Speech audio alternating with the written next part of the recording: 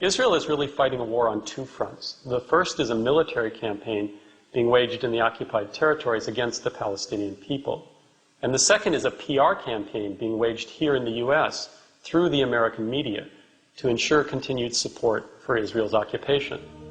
Alon Pincus, Consul General for Israel in New York and the coordinator of Israel's PR efforts, was recently quoted as saying, "We are currently in a conflict with the Palestinians, and engaging in a successful PR campaign is part of winning the conflict."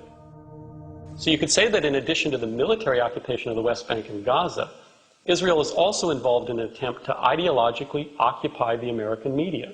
American news coverage is influenced by a complex set of institutional relationships. These influences can be thought of as a series of filters through which the news must travel before it emerges in the voices of news anchors. To understand how American news media report on the Middle East conflict, we need to understand how these institutional filters operate. Among the most important of these filters are the business interests of the corporations that own the mass media, interests that extend beyond the United States and across the globe to the Middle East. The economic interests of media owners are shared by political elites, politicians and policymakers who form a second filter. These political elites have the power to access and influence mainstream media and are themselves part of a system dominated by corporate money and interests. The strategic importance of the Middle East to these two groups is reflected in media coverage of the region and of the Israeli-Palestinian conflict. A third filter, Israel's own public relations efforts, further affects the coverage. The government of Israel employs some of the largest American public relations firms as image consultants to coordinate its political and media campaigns. 9 Israeli consulates help implement these PR campaigns by developing relationships with journalists and monitoring media outlets. Scores of private American organizations, both Christian and Jewish, reiterate the official line and organize grassroots opposition to any coverage deemed unfavorable to Israel. The most important of these is AIPAC, the American Israeli Public Affairs Committee, widely regarded as the most powerful foreign lobby in Washington. This institutional framework of American business and political interests in combination with Israeli public relations shapes media coverage of the Middle East. At the same time, those progressive organizations opposing Israeli government policy, such as Jews Against the Occupation and Americans for Peace Now, rarely make it through these filters. Finally, if any news stories critical of Israeli policy do surface, there are a host of media watchdog groups that monitor and pressure journalists and media outlets, the most important of which is CAMERA. You have, for example, an Israeli soldier who's on Palestinian territory shooting Palestinians. If he gets injured or killed, immediately you get the fullness of his humanity. You go to his funeral, you see his grieving mother or wife or child. You learn a lot, his name, his hopes, his dreams, where he came from, and so on. And yet you have, hundreds and thousands of Palestinians killed. And you never get to know their name.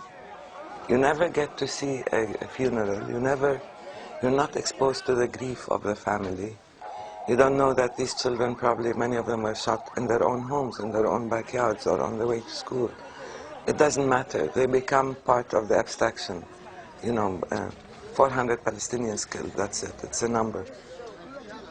In the West Bank, a car explosion killed 3 Palestinians. 6 Palestinians were killed and 45 wounded by Israeli troops in various incidents. About 20 Palestinians were killed today as Israeli warplanes, troops, and tanks targeted Palestinian militants. Israeli soldiers fired on Palestinians, violating the military curfew. At least 4 were killed. There are other ways of reporting on Palestinian victims. In fact, when you look at the British press, the ways in which the Palestinian victims are dismissed and downplayed in the American media, the ways in which their deaths are justified in American coverage, becomes even more glaring. A really clear example of this is the BBC story on 6 Palestinian kids killed by an Israeli booby trap and one the next day by Israeli soldiers. 5 small bodies on their way to the grave, carried shoulder high, a martyr's funeral in Gaza for the dead schoolboys. Sources in the Israeli government and security services have admitted they were probably the victims of an Israeli booby trap. Victims who died side by side, 2 sets of brothers and a cousin, all members of one devastated Palestinian family, the Al-Astals. Naeem lost his oldest son and his youngest, who was only 6. Both good boys, he told me, who never gave any trouble. This Israeli minister wants a full inquiry, but claims it wasn't a civilian area.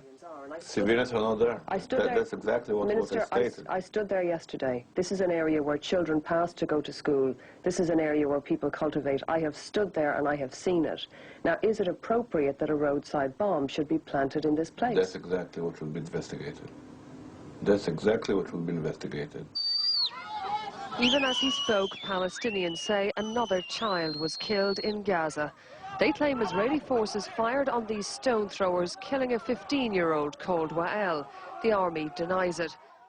If you looked at the American coverage from the same day, you'd struggle to think of it as even the same event.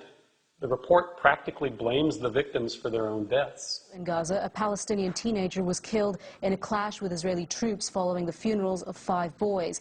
They died Thursday when one of them kicked an unexploded tank shell.